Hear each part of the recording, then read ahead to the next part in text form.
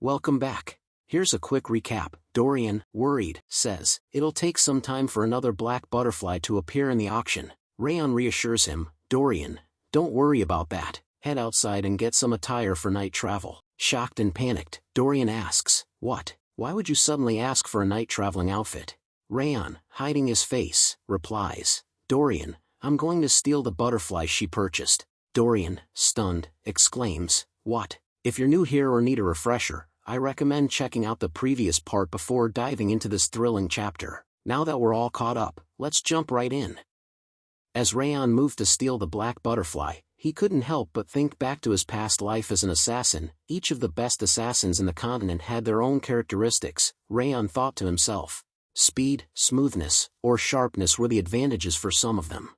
But I was famous for being the stealthiest of them all. As he reached the destination, his eyes fixed on the black butterfly. With a deep breath, Raon melted into the darkness, hiding behind a nearby wall. As Raon watched the guards, his mind continued to wander back to his past life. He thought about the techniques that had made him a formidable assassin, and one method in particular came to mind. The key was the main footwork that I used in my previous life, the shadowless steps. Raon thought to himself, a hint of nostalgia in his mental voice. I thought I wouldn't really need to use it in this new life, because I'd learned the supreme harmony steps, but surprisingly, I have to use it. 10 minutes ago, Dorian appeared beside Raon, holding out a neatly folded bundle of dark clothing. "Here's the night traveling outfit that you asked for, young master." Raon's eyes flicked towards Dorian, a hint of approval in his gaze. "Good job, you managed to acquire a pretty decent one in such a short time. Did you figure out anything about that masked woman?" he asked, his voice low and cautious. Raon's expression was neutral, but a hint of intrigue flickered in his eyes. Dorian's hand paused mid-scratch, his eyes darting towards Raon with a mixture of hesitation and trepidation. Actually, about that." Raon's eyes narrowed, his voice taking on a slightly sharper tone. "What? Why are you hesitating?" Dorian's voice trembled slightly as he spoke, his eyes wide with concern. "Young master, I think we should stop. I heard from people around here that she's actually Princess Jaina, of the Balker Kingdom."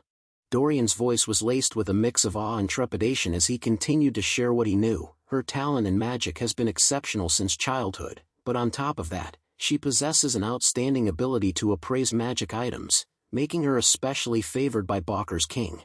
Dorian's voice was laced with a hint of resignation as he spoke. "It's unfortunate, but we should give up this time and wait for the next." Raon chimes in, which implies, "She is most likely the black market's VIP." Raon's smile grew wider as he spoke, his voice taking on a hint of excitement and calculation. They should still be conducting an additional appraisal for the auction item, and unlike other ordinary participants, the princess's item shouldn't have reached her personal room because she's a VIP. Raon's eyes gleamed with a mischievous spark. Now would be the safest time to steal it, while the black market still has possession rights for the auction item. "I'll be back." "Dorian, wait a moment, young master." Dorian's voice was laced with panic as he called out to Raon, but it was too late. Raon had already sprinted out of the room, leaving Dorian to worry and fret. As Raon ran, he tossed a casual reply over his shoulder, "Just wait a moment." Sometimes later, Raon stood motionless behind the walls, his eyes fixed on the scene unfolding before him. A small, satisfied smile crept onto his face as he thought to himself, "As expected, the princess's auction item hasn't been delivered to her guest room yet." The two auction house guards sat lazily, their eyes fixed on the cards in their hands as they played a game to pass the time. One of them gazed over at the black butterfly, its delicate wings glimmering in the dim light. "To buy a useless ornamental butterfly like this for 50 gold coins, the guard muttered, shaking his head. "No matter how I try, I just can't understand what rich people are thinking." The other guard chuckled and replied, "They must have needed it for whatever reason. Stop caring about that and show your cards already." Raon's eyes remained fixed on the black butterfly, his gaze burning with intensity as he thought to himself, "The black butterfly is over there. There are staff members next to it, but they're distracted by their game." Raon's eyes never left the black butterfly as he thought to himself, "In this case," his mind worked quickly, calculating the best course of action. After a moment, he manipulated his mana, sending it out like an invisible thread towards the black butterfly. His eyes followed the thread, his focus solely on the delicate, ornamental creature. A black butterfly is casually stored in a bird cage, Raon thought, his eyes taking in the details of the scene, because it dies if it stays in an enclosed space. Raon's thoughts continued to unfold as he observed the black butterfly. Since this butterfly tends to stick to magic stones in order to absorb the high-purity mana, the moment it senses the 10,000 Flames cultivation's mana, which has an even higher purity than mana from a magic stone, it's bound to escape from the birdcage on its own. A hint of anticipation crept into Raon's expression as he awaited the butterfly's reaction, his mana thread still subtly influencing the surroundings, ready to capitalize on the opportunity that was about to arise. As the black butterfly followed the thread of Raon's mana, it gently landed on his outstretched finger, its delicate wings fluttering softly. Raon's eyes gleamed with satisfaction as he thought to himself, just like that. The butterfly's calm demeanor, as if it had indeed been trained to obey Raon, was a testament to the subtle yet powerful influence of his mana. The guard's eyes lingered on the empty birdcage for a moment, a flicker of confusion crossing his face. His companion, focused on the card game, looked up at him with a hint of annoyance. What? Why are you distracted? Pull a card already, it's your turn. The guard's eyes widened in alarm as he stared at the empty birdcage, his face pale with panic. What? Where did the butterfly go? He shouted, his voice echoing through the room. The other guard, who had been focused on the card game, looked up in shock, his eyes darting towards the empty cage. What? The butterfly disappeared, he exclaimed, his voice laced with incredulity and concern. The first guard's face turned red with urgency as he yelled, "Damn it! Quick, find where the butterfly went." He and the other guards scrambled to their feet, their eyes frantically scanning the room. Meanwhile, Raon, with the black butterfly safely tucked away in a bag, took advantage of the commotion. He turned and sprinted away, his footsteps light and swift as he vanished into the shadows, leaving the two guards to search frantically for the missing butterfly. Dorian's face was etched with worry as he walked briskly through the dimly lit corridors of the black market. His eyes scanned the crowded passageways, searching for any sign of Raon, his mind racing with worst-case scenarios. Dorian's eyes darted anxiously around the crowded corridor as he walked, his fingers instinctively rising to his mouth to bite his nail, a habitual gesture of nervousness. His mind was racing with the potential consequences of Raon's actions. If the young master gets caught like this, it could become a diplomatic issue with the Balker Kingdom. Dorian's thoughts trailed off, his anxiety spiking. He let out a soft, worried sigh, his chest feeling tight with apprehension. I feel like my heart is skipping a beat, he thought, his usual calm composure ruffled by the looming threat of disaster.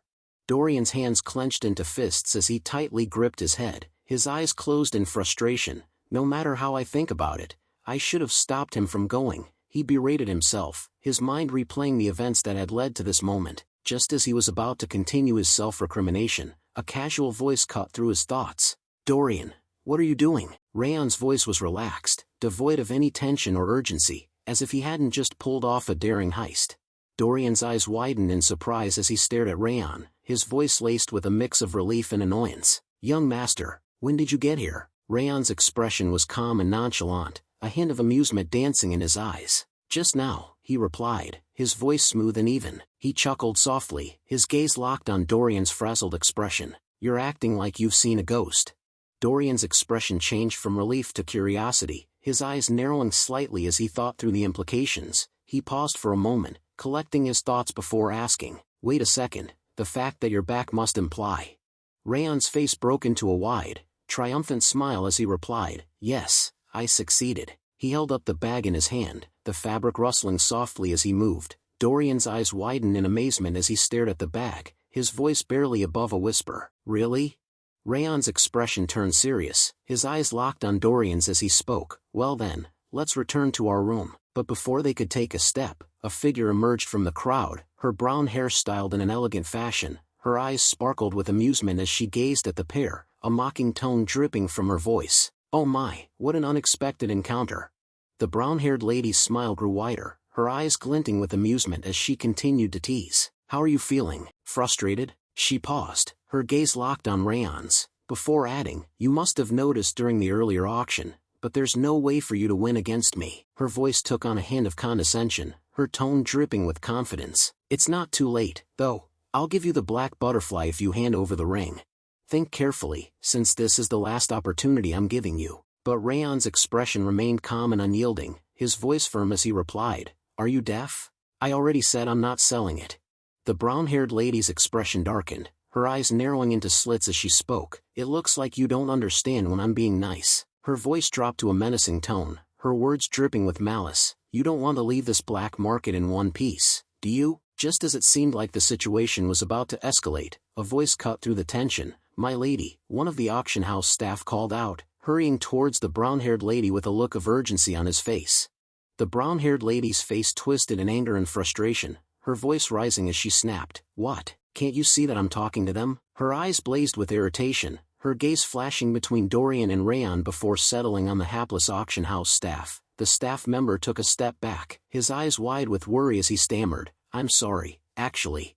The auction house staff's words tumbled out in a panicked rush. The black butterfly has disappeared. Someone must have stolen it. The brown-haired lady's eyes widened in shock, her gaze snapping towards the staff member as if she couldn't believe what she was hearing. Just as she seemed about to erupt into fury, Raon's voice cut through the tension, his tone dripping with amusement. Oh no, it looks like you're in trouble, he teased, a mischievous glint dancing in his eyes as he watched the brown-haired lady's reaction. The brown-haired lady's gaze locked onto Raon, her eyes narrowing into slits as she regarded him with suspicion. For a moment, she simply stared, her expression unreadable. Then, her eyes flashed with understanding, and she thought to herself, it's his doing. The sarcastic remark just now and that mocking smile, those are the same mannerisms I usually have towards others. A realization dawned on her, and her eyes narrowed further. I don't know what he did, but he's definitely the one who stole the black butterfly. Her mind was made up, and she was convinced that Raon was the thief. The brown-haired lady's voice dripped with venom as she spoke, her tone mocking and disdainful. I thought you were just prideful, but you're just a wicked thief. Her eyes flashed with indignation, her gaze blazing with fury. Do you even realize who I am? She demanded, her words echoing through the air. Raon's expression remained calm and unyielding, his voice laced with a hint of amusement. Do I even need to know that? With a swift motion, the brown-haired lady removed her mask, revealing her striking features. Her eyes sparkled with a mix of anger and haughtiness as she declared, I am Princess Jaina from the Balker Kingdom. Princess Jaina's face reddened with rage, her eyes blazing with indignation as she took a step closer to Raon. Her voice trembled with anger, her words dripping with venom. How dare you show me that arrogant attitude? Princess Jaina's eyes flashed with determination, her voice cold and menacing. I'll make it so that you're unable to steal anything else from now on. As she spoke, the butler standing beside her subtly shifted his stance, his eyes locked onto Raon with a hint of warning. His hands, previously clasped behind his back, now hung loose at his sides, poised and ready for action. Take care of him. With Princess Jaina's command still echoing in the air, the butler sprang into action. With a fluid motion, the butler rushed towards Raon, his eyes blazing with a fierce determination. His fists were clenched, his arms coiled and ready to strike, as he prepared to mete out punishment to the perceived thief. Raon's expression remained serene, his eyes glinting with a hint of amusement. With a slight, almost imperceptible smile, he spoke in a voice that was both calm and commanding. Balker's princess or whatever. So what? Raon clenched his fist. The butler, charging forward with a fierce determination, was caught off guard by Raon's sudden counterattack. Raon's fist connected with a solid crunch, striking the butler squarely in the face. The butler's head snapped back, his eyes widening in shock and pain as he stumbled backward, clutching at his nose. A trickle of blood began to seep from his nostrils.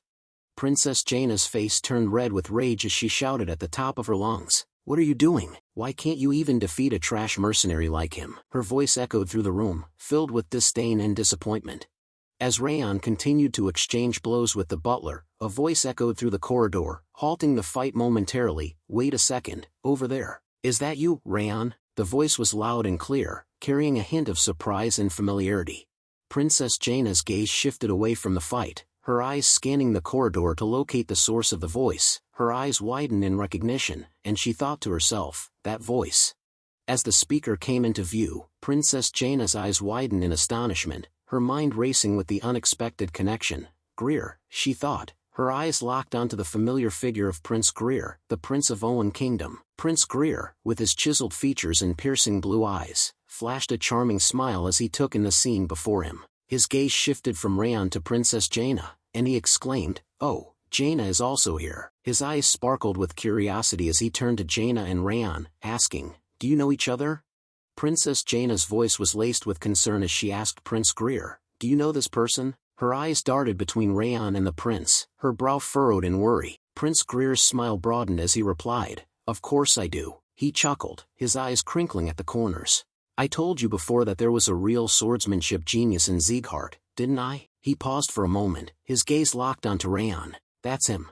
Raon Sieghart. The prince's words were infused with a sense of pride and admiration, and Princess Jaina's eyes widened in surprise. As Prince Greer's words hung in the air, Princess Jaina's eyes clouded with concern, her mind racing with the implications. She thought to herself, Sieghart, that's the faction under the destructive king of the north. Princess Jaina's eyes remained fixed on Raon, her mind racing with the possibilities. She thought to herself, now that I think about it, I heard that the destructive king of the north has the same blonde hair and red eyes. Her eyes widened as she made the connection. A shiver ran down her spine as she considered the implications. No way, is he actually part of that bloodline? Raon's eyes seemed to gleam with anger as he repeated the princess's earlier words, a wicked thief? In a panic, Princess Jaina stumbled over her words. About that, she pauses. Raon's voice took on a slightly sharper edge as he spoke, his eyes glinting with a hint of warning. I think I've endured enough, don't you think? He paused, his gaze locked onto Princess Jaina's face. Then, his tone dripping with subtle menace, he continued, can I consider it as an accusation from Balker towards Sieghart? Raon's eyes narrowed, his voice taking on a slightly menacing tone as he issued his ultimatum. This is your last chance. Apologies now, and I'll overlook it as a mistake from a childish princess. Princess Jaina's face paled, her eyes wide with worry as she realized the gravity of the situation. Her voice trembled slightly as she spoke, her words tumbling out in a desperate bid to placate Raon. I didn't know who you were. Raon's expression remained unyielding, his voice firm as he delivered his warning. If you don't, I'm going to make an official protest to the Balker Kingdom, for you treating me like a thief, picking a fight with me, and all the rudeness so far. Princess Jaina's face reddened with frustration, her eyes flashing with anger. The tension in the air was palpable, but then, in a sudden and unexpected move, Princess Jaina's demeanor changed. She took a deep breath, and her shoulders sagged as she blew out a stream of air. Her voice was laced with humility as she spoke. I'm sorry. I beg your pardon. As Princess Jaina's apology hung in the air, Raon's expression softened ever so slightly. He nodded curtly, his voice firm but measured as he spoke. All right, I don't want to aggravate the issue either, so let's stop here. He turned to leave, but not before casting a parting glance at Princess Jaina. His eyes seemed to bore into her very soul as he added, watch how you behave in the future, you don't want to embarrass your kingdom. Princess Jaina's face burned with a mix of shame and anger as she watched Raon walk away. Raon's long strides carried him away from the tense scene, but he slowed to a stop as Prince Greer fell into step beside him. The third prince of the Owen kingdom asked, his voice tinged with curiosity, did I arrive at a bad time? Raon's smile, a rare sight, transformed his features, making him appear more approachable. He said, his voice tinged with gratitude, not at all. I was able to avoid false accusations thanks to you. Prince Greer's face lit up with a warm smile as he replied, I'm glad to hear that. As they sat sipping their tea, Prince Greer's expression turned thoughtful, and he asked Raon, if you're concerned about Jaina, don't be, I'll gently admonish her. Raon's eyes met Prince Greer's, and he nodded graciously, his voice low and sincere. Yes, thank you for your consideration. Prince Greer's curiosity got the better of him, and he asked Raon, by the way, what brings you to Camelun? I'm here for a mission, but Sieghart is quite far from Camelun, isn't it? His eyes sparkled with interest, and he leaned forward slightly, awaiting Raon's response. Raon's expression turned matter-of-fact as he replied, we were heading out for our graduation exam and dropped by here to get some equipment. He sipped his tea calmly, his eyes never leaving the prince's face. Prince Greer's eyebrows rose in surprise, and he asked, you're in the middle of your graduation exam? What equipment are you looking for? Raon's voice remained calm and composed as he replied, I'm looking for a sword. What I have right now isn't too bad, but I've been using it for too long. He set his teacup down, his eyes never leaving the prince's face. Prince Greer's expression turned thoughtful, and he nodded slowly. Then I'll introduce you to a nice shop. Prince Greer's eyes gazed off into the distance, his brow furrowed in thought. After a moment, he nodded to himself and turned back to Raon. There's a workshop on the corner of the Western Craft District of Camelun. It's a small shop, but the blacksmith is extremely skilled. He smiled wistfully, as if regretting his inability to accompany Raon. I want to introduce him to you personally, but I won't be able to go because of my mission. Raon's expression turned grateful, and he inclined his head in appreciation. I'm grateful enough for you telling me about it, he said, his voice sincere. With a fluid motion, Prince Greer stood up, his movements elegant and refined. He smiled warmly at Raon as he spoke. All right, I'm going to take my leave. I'll be looking forward to your visit to Owen. Rayon's expression turned determined as he replied, yes, I'll do it after the graduation exam. He nodded firmly, as if committing himself to the promise. Prince Greer's face lit up with a warm smile as he said, I wish you good luck. As Prince Greer disappeared from view, Dorian let out a relieved sigh. We're saved. I didn't expect you to act so recklessly, young master. His voice was tinged with a mix of amusement and exasperation. Raon stood up, a hint of defensiveness in his tone as he replied, I'm telling you, I had a plan. It was lucky that Sir Greer ended up helping us, though. As they strolled through the streets of Camelun, Dorian turned to Raon with a questioning glance. Are we heading to the workshop right away? He asked, his tone curious. Rayon's expression turned thoughtful, and he shook his head. No, we're going to visit the workshop tomorrow. I have a personal matter to attend to tonight. The soft glow of the inn's candles cast a warm light on Rayon's features as he sat on the bed, his back against the sturdy wooden frame. As Rayon's fingers wrapped around the delicate, ebony form of the black butterfly, his voice took on a low, mysterious tone. Black butterfly, he whispered, it's time for you to do your job. Friends, the chapter ends here. To everyone watching, thank you for joining us on this adventure. If you're eager to find out what happens next, please do comment below, asking for more chapters. Don't forget to show your support by liking and subscribing. Until next time, stay tuned.